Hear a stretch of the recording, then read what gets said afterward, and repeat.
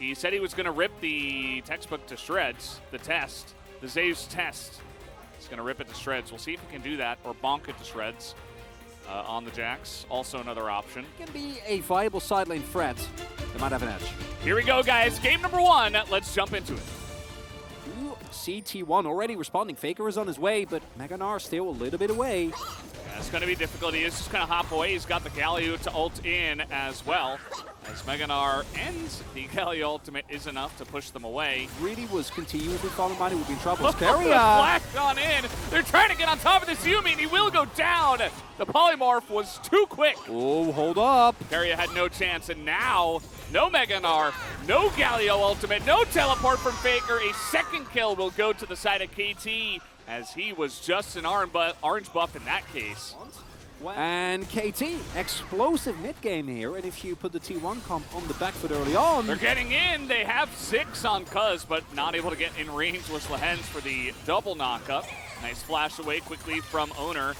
But the aggression is so, you can feel it. I mean, you can see it happening. KT are getting in T1's face, and it is working out here. They're going to take away this red buff as well. Deep trouble immediately is, oh boy. Those Galio's coming on in, and that Syndra doesn't have cleanse. They are going all in onto BDD, and they finally take him out. Took a little bit, and they give the kill to the Sivir. Thank you for proving my point, T1. As I pointed out, as slight misposition. Didn't think that BDD was mispositioned, neither did he. Clearly, that was the case. Faker, the great instigator, able to immediately get the taunt off. Think that BDD thought that maybe he would be able to live through that. Because this is why they turned the tempo around, and as I pointed out, here they go. Yeah, it's going to be on the hunt for something. Here comes Keen, and Owner goes behind the turret, and they do not get the turret. 40 health on this mid tier 1. You have a Jax and a Zeri to potentially, carry the fight from there. So yeah. You also have better range than everybody on the other side of the rift, right? Other than, maybe Sivir boomerangs.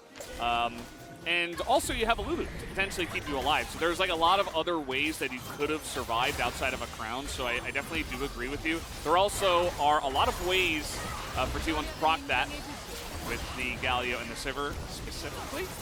So we'll have to wait and see just how much value that crown can get. We're always looking at crowns as, was it correct? Was it not? So what's new with you, Veldas? I know, but maybe you want to enlighten. We haven't had any time on the casting desk yet together. So, we got a little bit of LCK downtime. Well, hold up. You say that, and here comes Owner, and this is the dive comp, but aiming is totally fine. As Faker's ult got canceled, there is the exhaust, immediately gets cleansed. Aiming still having to go forward. He will eventually go down, right? He's going to go down? No, maybe he will not. He is going to fight through to the end. And just because of that, T1 used everything to try to get the Zeri, and they could not kill her. KT take down 4. And now they will take the Baron. Zhonya's is very good in terms of utility as Oh no, T1 tries to group up to try to fight this one. Now Owner is going to continue in. He immediately goes down. A little bit of hesitation from the T1 side, and KT's like, really? You want to fight us here? I don't know about that, buddy. As now Keen gets low, but they're just getting baited into this. KT are wiping the floor with T1 in this first one. And KT going to be able to push through here at the very least. Inhibitors are going to be broken. Might even be looking towards the end of the game if they really want to try it. It's early still. They have Baron. Could be looking for it. Still 30 seconds of Baron. I think you go for it. I agree. Just don't overstep your bounds. Siege the turrets. See if he can make it happen. They're going to get this scat of the week onto Faker, who is looking for the engage. He is going to get a pretty nice taunt on the aiming here. Who's still alive? He's still alive again as both Nexus turrets go down. And KT are looking back at the right time, but here comes the TP from the side of T1. This is why teams generally take it safely when going for these early pushes, as now here comes the Galio. The entire dive is going to hit the front line alone. Do they have enough? In goes Keen, as this Counter-Strike is only going to hit 1, but Meganar will take him down. So T1 do get 2 extra kills on the backside of this fight. So gonna need a couple more of now those. There's 4 stopwatches for KT. Owner's just dead again, I believe. He's getting pretty close. Aiming very, very close to taking him down. Does have to flash to get it, but still going to be worthwhile. As Owner once again kind of left out to dry. kind of what it looked like in the last fight as well, just trying to make a stand. You know, T1 needs to dive, but not looking too clean as in goes Faker. He's being kited. The Mega Narc stopwatch aiming! Puts on the Nikes and says, no thank you. I will not be getting taunted tonight. I will not be getting Mega Narc tonight. As their stopwatch number 2. Faker goes in alone. He's trying to create a front line here for Guma and Keria, but it doesn't look like it's going to work. KT will be taking down the Nexus here in game number 1.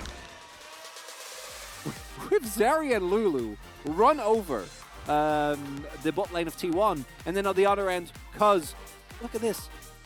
He did more damage than both his solo laners, right? Like, really, he did so that to me much for the team. Was... I went for aiming, spoiler alert, but I was really... I had Cuz first, and then I went to aiming, and then I went to Cuz. It was very tough. I like this adaptation, actually. I think the Orianna is in a very special position here, where I do think you're going to get shoved in and have a tough time in that way of actually impacting the map. But when you look at teamfights, Orianna does a couple of things. She provides reliable DPS. She enables Vi, because if you can get a Vi ultimate with an Orianna ult off, it's a great combo. But she also enables Gumayushi in case that you're not. If it happens, it happens. I'll be happy to see it. I'll be happy to be proven wrong if it does work out. Maybe Faker can make it work. Maybe T1 can make it work, but we need to see it happen. Let's jump onto the Rift here for game number 2. Owner heading towards that top side. Kindo going to be very safe for the foreseeable future. Looks like Zeus is getting an early crash in, so don't think there will be any crazy early action. The only thing T1 needs to do is to make sure they actually crash this wave, and right now that's not the case. Lehens pulls it. This is very obviously, though, a setup for Cuz, who was like, oh, no, they're backing? Oh, they're not? Yeah. But this should also be known to T1 that this is coming, that they need to get out of there. Oh, leave those ranged minions. They were like getting in there to try to harass the Lucian, but it looks like they should be okay. Cuz just going to try to back them off. They could potentially hold it. Mini. Not going to. Here comes the Vi up on the top side. Going to hit that one. Keen holding onto his flash for next game. And that is going to be first blood given to the Vi. And this Drake is, again, started very early by Cuz. And it will go unseen for now. Well, now he knows. No, though. Yeah, I think Cuz is the piece out. The moment they realize Faker is missing. Will things happen, Veldas? That's the question. I think they will. Generally, you know, this game is made to have things happen. As a nice little lockdown in the ult from Faker, he's going to have to try to flash away, perhaps, as he's always trying to get over towards the Yuumi. Is going to get a nice little heal as now BDD might be the one that has to flash. No, the turnaround as Cuz tries to take out Faker and fails. He's got a tiny little shield, and the heal from Lehens is enough, as BDD will pick up the first blood. I mean, it's chicken soup, so that's kind of the point. Not all chicken soup has chicken. Owner is going to get ganked here. He might just be dead. He's not even able to get to the wall or do anything, as Cuz just a little bit too fast for him. So that's the second kill on the board here for KT, as this is actually a nice amount of damage done onto aiming. Not quite able to get that final chapter to get the root in. He still had Cleanse and Flash and Steal from the Nami anyway. As now On the Hunt is coming out. He said, well, if Cuz was here, he would have come in already. As Exhaust going to be used, and the trade is getting in there. Low is aiming, and he gets taken out. And Guma and Keria will pick up the double kill as they exert their dominance and assert it over this bottom lane. Okay, now time to die. We gotta get out of there. I think Guma might not be able to. Oh! Wow, double execute. And Cuz was not able to get there on time. But he's not, as, oh, we're fighting Valdez. Yeah, this wave is going to get some decent value, at least delay, but is it enough as the Gnar will hit a couple, as in goes Zeus, and is trying to get this ult down onto Cuz. They don't quite have the damage, though, to T1. Again, still very early before Sivir's doing much, and Orianna has one item, so still waiting for them to do something, and T1 not really able to challenge there on that second Rift early. From the bottom lane of T1, something we've come to expect at this point from these guys. As Owner's alone in the jungle. While I say that, he's got a cat on the back. As in KT go once again to challenge his red buff. Cuz might have to be the sacrificial lamb as a nice ult comes in from Faker to make sure that they can secure that kill. Faker hit it! First ever assist for the LCK. Congratulations, he has passed Gorilla. Well, I suppose he's about to, as he has tied it for now. As here we go, we got a team fight. In goes Cuz, but hesitates a bit, backs away before going in with the Cyclone. A huge Faker ultimate gets 2, but immediately the turnaround comes in from KT. His aiming is getting dove on the backside by Owner here on the right side of this fight.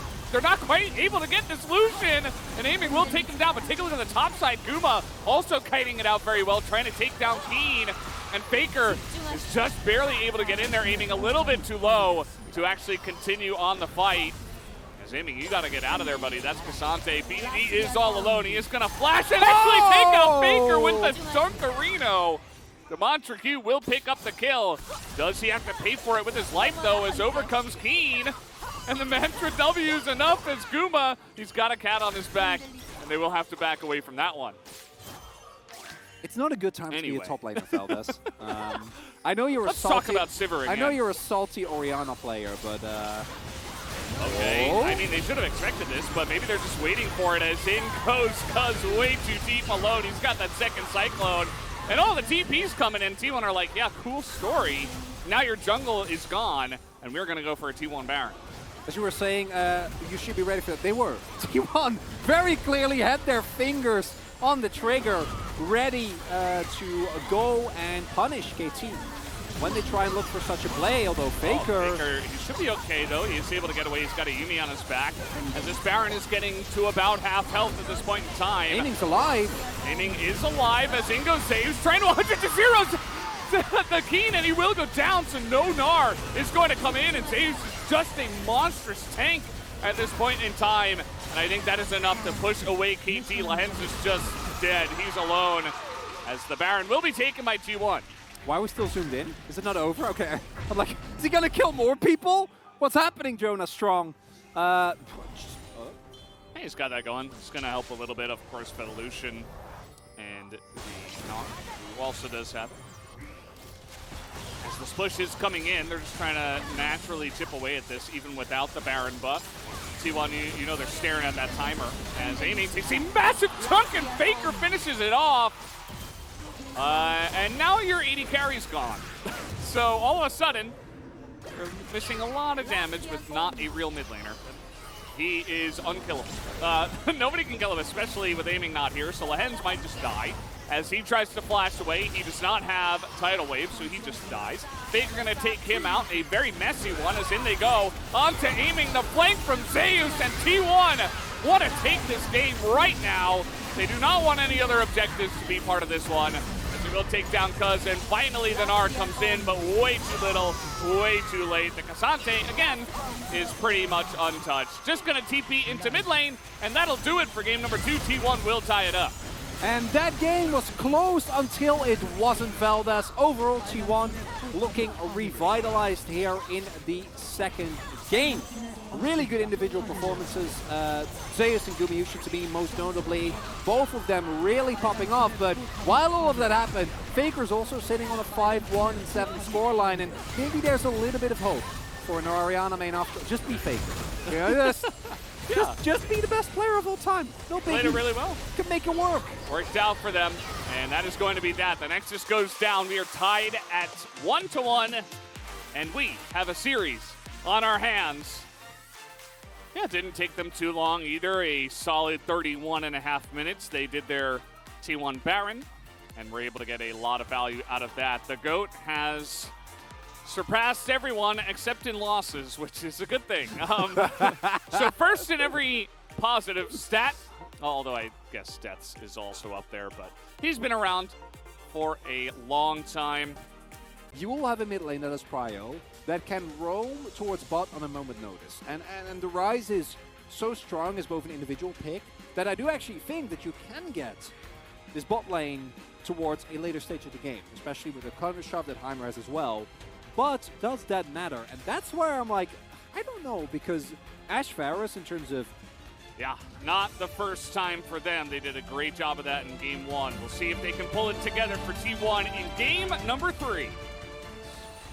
I mean, on the other side, you saw that the refillable is here for the Varus. He also went Biscuits. Ash has a couple of pots, so they should be okay. It's not like gonna put an end to this by any means, and they're only going to get more and more obnoxious, but even a heal used by Guma just to make sure they don't get too low, as now some damage onto Lehens. He's got Owner in the bottom side already at level 3, but this is spotted.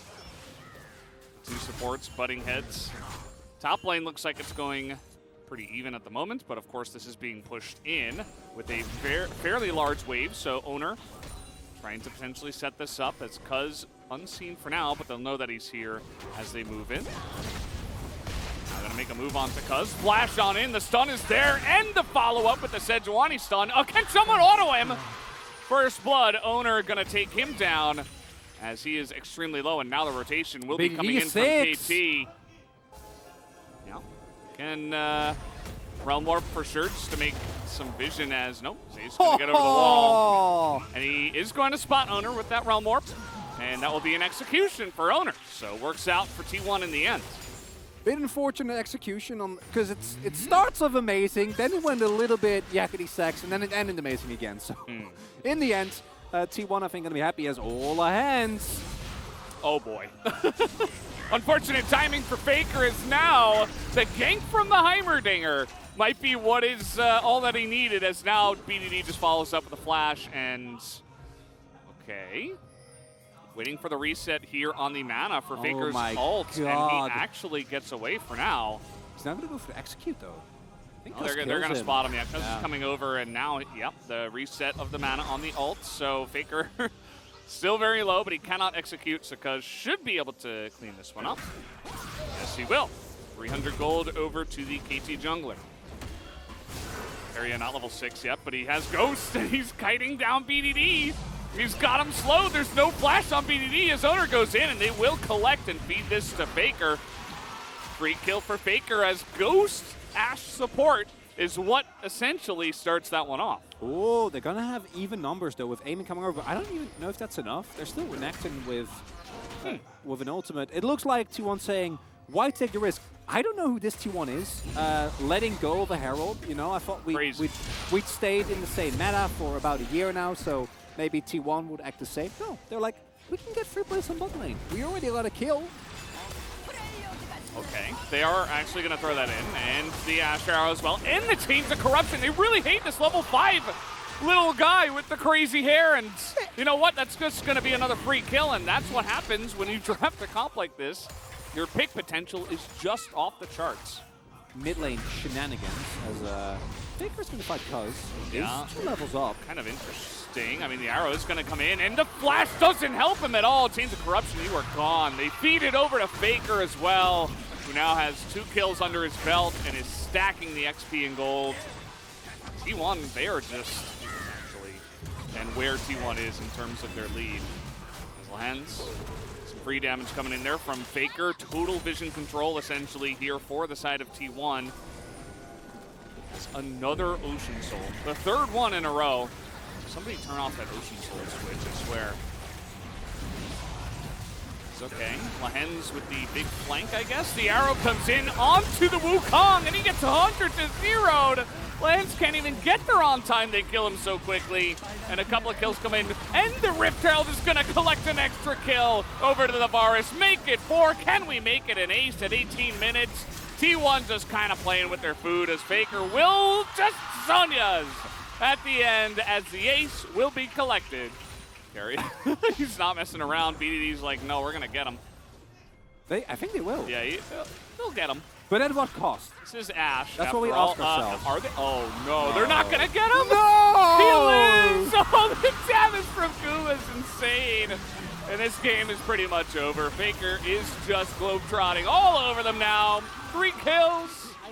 I was gonna say something, but I'm gonna hold back. I'll give him a C-. Okay? There you go. Instead of what I was going to say. Maybe a D+. Overall, the fact that Carrier doesn't get taken down to me is baffling. And I'm tilted on behalf of KT because we knew they were dead. We knew they knew they were dead. They knew they were running towards their certain demise. Yeah. But couldn't they at least have gotten the Ashe? Penta. He can't even get a Penta. He was able to get a triple. I don't know. Push coming too fast. Uh-oh. No, he's not. It's fine. Right? Is it fine? Yeah, it's fine. I think it's fine. Maybe it's not. No, it's not fine. Faker's legendary as he gets in there and picks up an 8th kill. This should be the end of the game. T1 will just push down the mid lane, or maybe the bottom lane where they do have minions. They have it in both. Does not matter. 24-minute game as T1 will just stomp them at the end of this game. Maybe they'll play with their food as well, looking for a little dive onto the fountain. They're trying to bait in Faker, and they will take down the Nexus in time. Bunch of good-natured buddies as 16-1 is the final kill score as well. Easiest game it felt like for T1 as they skated to the victory and the 2-1 tonight. Look really, really good. Caught off guard one game, but fortunately in the LCK, as T1 remembers very well from spring last year, we're playing best of threes. So in the end, not going to be a problem whatsoever. And overall, it's the same gold graph. Thank you very much, guys. This is Jisun for the POG interview after the first Telecom War of the year. We are here joined by T1 POGs, the bottom duo of T1 Gumayusi Korea. Congratulations on your second win of the split. How do you feel, Gumayusi? Well, we lost the first game, but it was fun. We had a lot of fun, so we were just, enjoying the moment. I had a lot of fun for sure. I mean, there were so many rumors that KT is so overpowered, so I really wanted to get a win before, spending the Lunar New Year holiday, and I'm so happy that we were able to pull it off.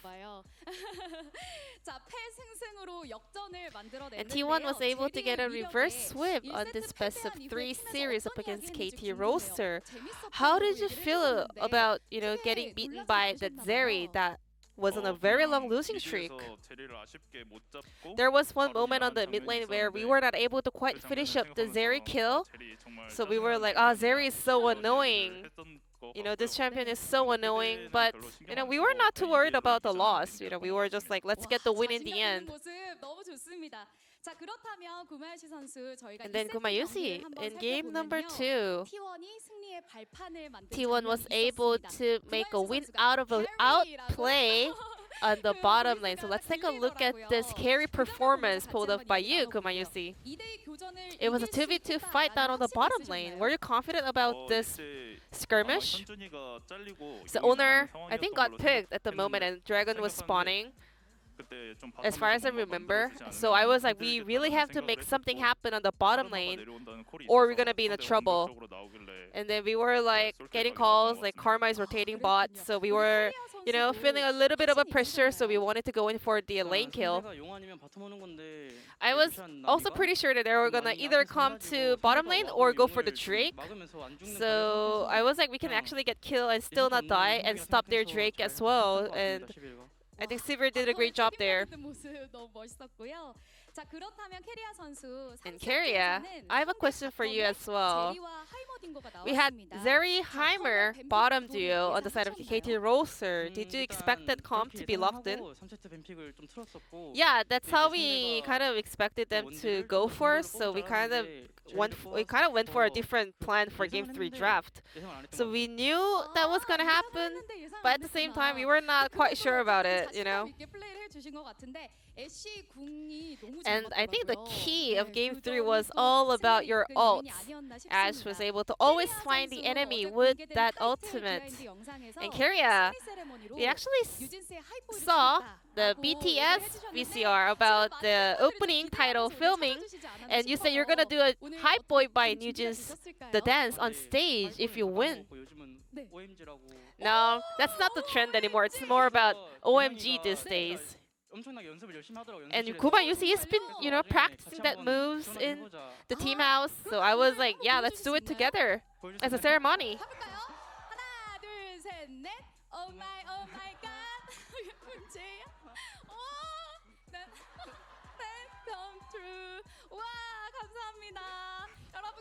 Gumayusi and Keria doing some cute dance moves from Nugent's Oh My God, their recent track. Thank you for the ceremony.